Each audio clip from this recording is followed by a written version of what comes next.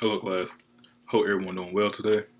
Class, how many of you are familiar with popular TV shows such as The Prison Break, The Orange is the New Black, The First 48, or a whole lot of people all-time favorite Cops? These are all favorite TV shows regarding crime and prison in American society.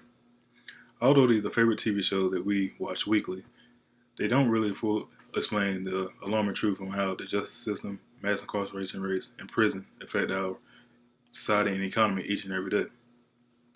There are currently 2.2 million people that are incarcerated in our country.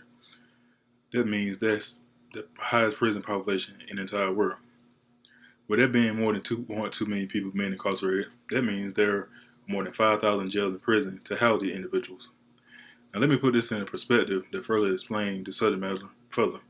If you got 5,000 jails and prisons across your country, that means, such as the United States, you have more jails and prisons than college universities here in the United States today. It also means you got more people being incarcerated than getting a college education. I'm a correctional sergeant, and I've been working in the correctional facility for about 7.5 years now. So I have a lot of knowledge and experience on prison structure. Also, I know firsthand how prison affect our society and our economy on a daily basis. One of the main factors and first things that contribute to the high incarceration rates in our country are our drug epidemic. Our drug epidemic was first addressed in the early 1980s, when mandated minimum sentence laws were established to address the drug epidemic. By addressing one problem, they created another problem. By addressing the drug epidemic and creating mandatory minimum sentencing laws, that increased our prison population up to 400% since then.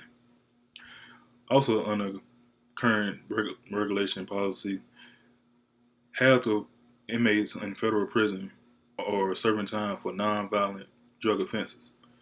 This also means that under federal law, that mandatory minimum sentencing of 5 years is mandated for first-time non-violent drug offenders. Now, these laws also contributed to mass incarceration rates as well. Another subject that most people don't really recall or know regarding prison and jail is the cost. For one inmate, it totals $30,000 to house the individual in prison every year. That's on average. That's not everyone, but that's on average. There are a lot more inmates that cost more than others based on mental health needs, physical needs, etc. Also, that means the total amount of funding for jail and prison across our country equals to about $70 billion a year. Now, this is up 300% since in the past 20 years.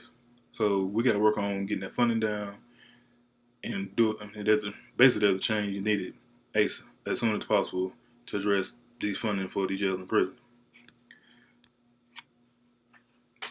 Also, the more people that's being incarcerated contributes to another problem that we have, and that's overpopulating our jail and prison.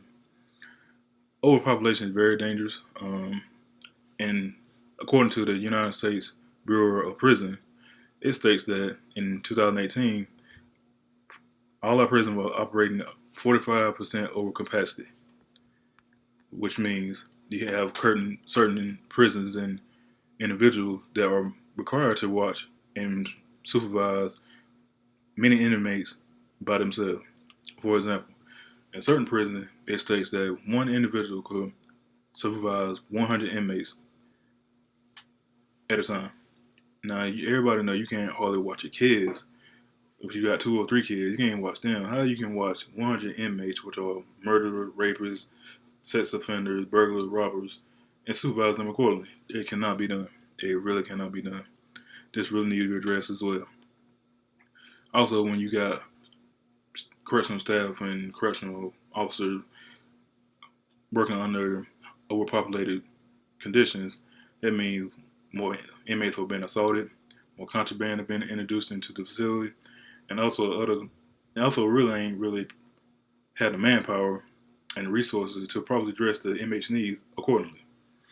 Now, this information and facts need to be presented to the public so we can all change the epidemic of the justice system, mass incarceration rates in prison, because it really affects each and every one of us in one form or way or another. And this subject, it matters very sentimental to me. And last year, 2017, I had in my department 5 people, correctional staff, were murdered by inmates, and I can't say due to these variables and that have been stated today, but it had some effect why they were murdered, and it's very sentimental to me, being the correctional sergeant and working with facility and having fellow staff members being murdered. Once again, thank you for your time and attention. I appreciate it.